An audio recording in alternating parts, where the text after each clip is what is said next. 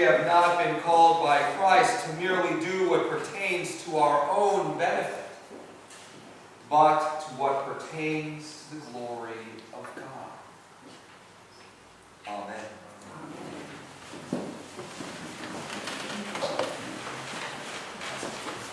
Early on in my ministry, I was serving a church in New Jersey, and the rector and I had the gift of working with youth, teenagers, and children. The rector was on vacation for that summer, and so the senior warden and I sat down, and I was describing, right, I'm young and excited about all youth, and da-da-da-da-da. And she said, well, have you done a cost-benefit analysis of that new ministry? And I was like, well, no. I just thought it sounded fun. That's a youth minister's way of just doing life, isn't it? It took me back. A cost-benefit analysis, the CBA. Any of you who are in business of any sort may know that piece of acronym, that terminology about what are you going to get and what's the cost from doing X. Cost and benefit. It took me by surprise, mainly because I had never thought of ministry in such a way, of the kingdom of God in such a way, in the way in which we do things here, as having a cost and having a benefit, and therefore analyzing it. Language that we use in the world of business, in the world in which our everyday lives inhabit, sometimes come in conflict with the language we may want to use and do use inside these walls or inside the walls of our faith. Sometimes they come nicely together, sometimes they clash. And for me that day, they clashed. They clashed pretty significantly. So I've spent the last 17 years or so trying to figure out new language. So let's try it on today. Let's try it on with the parable of the generous employer.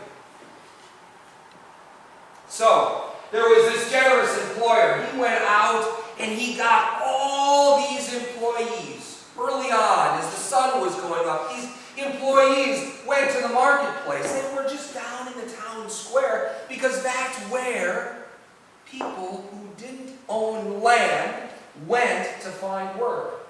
Every day they went with a new employer, a new someone to go glean, to get the grapes, to pull the wheat out, to do whatever needs to be done. And this day, the generous employer came out. He said, you, all of you, go into the fields and start picking, and I will give you the usual daily wage. Well, he didn't see him grumble. They knew they had work. They could feed their family that day. They knew that what they were going to do was worth something greater than their own self. And then the employer went out once again later, and there were a few others. And he sent them, and then he went out later, and he sent them, and he went out later, and he sent them, and so on 5 times. This guy was so generous, he wanted everybody to work. He wanted everybody to be able to eat. He wanted everybody to have a place at the table of life. Wow. He didn't take into consideration the cost, did he? And so then he gets going right at the end of the day, and he starts to give out what he said he would do. Some loved it. Not gloating. No one ever gloated. No one ever said, I got more for doing less. But those who got what they had agreed to, but ended up working longer, grumbled. Sounds fair to a cost-benefit analysis way of life. It makes sense that they would grumble. This generous employer, however, was also a straight shooter. You may have noted there were no quick end-arounds with this guy. He said, "You're grumbling? Why?" He called them on their stuff. He wanted to make sure that they understood what was going on in them about what was going on right here and why they were upset. Because he did what he said he would do. He was not afraid to be generous. And generosity, that's not usually something that's understood in a cost-benefit analysis, is it, Ray? No.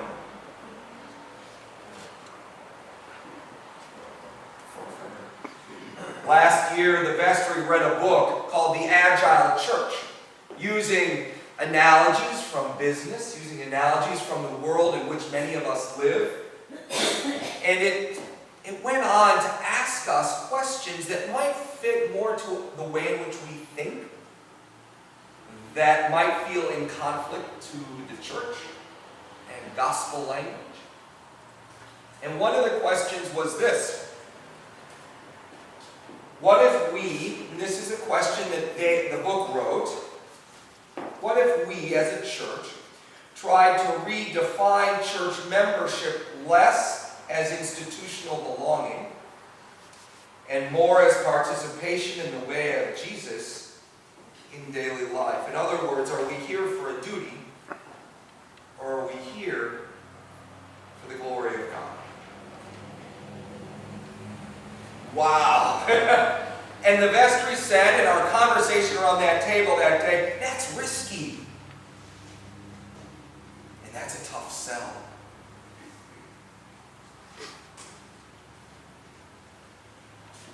It's a tough sell, and it's risky to offer our life and our labors to the goodness of God from the ground up,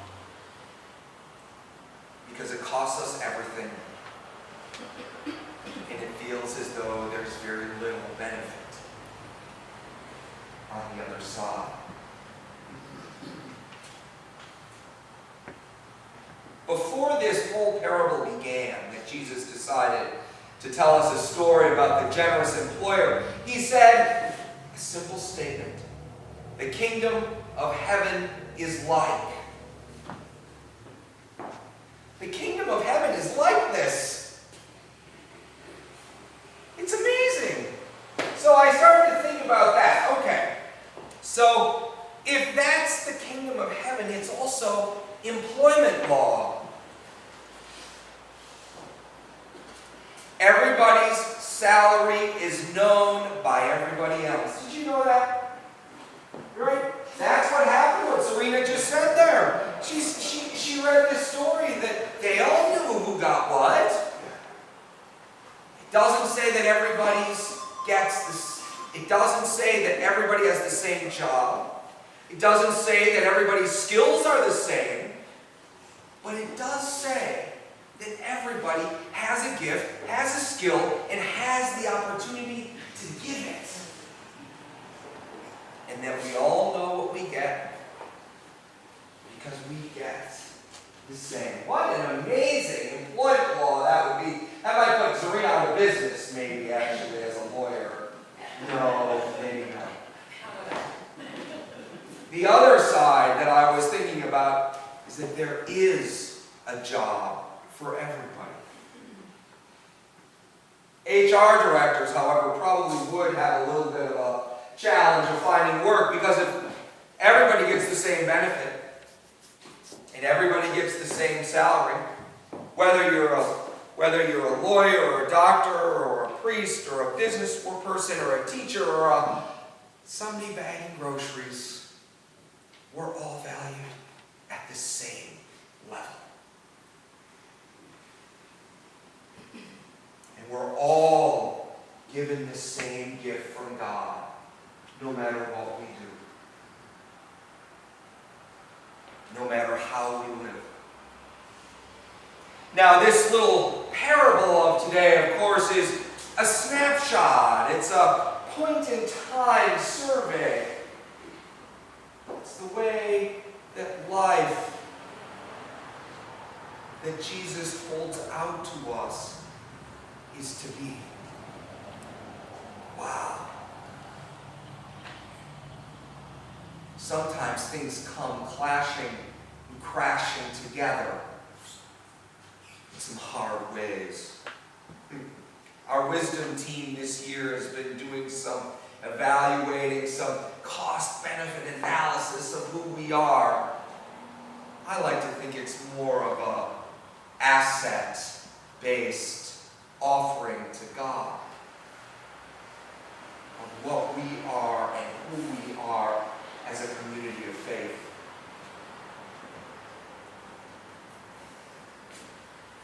I'll tell you, it is not easy when language comes and knocks together, because it demands that we think, demands that we engage. One last thing. That last line, remember, Zarina? That's a toughie. The last shall be first, and the first shall be last. Everyone's in the boat. Everyone is still working. But that glory of God thing, from my opening quote. We have not been called by Christ to merely do what pertains to our own benefit, but for the benefit of the glory of God. And that generous landowner, that generous employer who continued to give and give and give, and then people grumbled over generosity, said, hold on. Hold on. It's hard to receive generosity and to see others also receive. It was a way that I believe he was saying, come on. Yeah, we're the ones that place ourselves in those places. Because in God, we all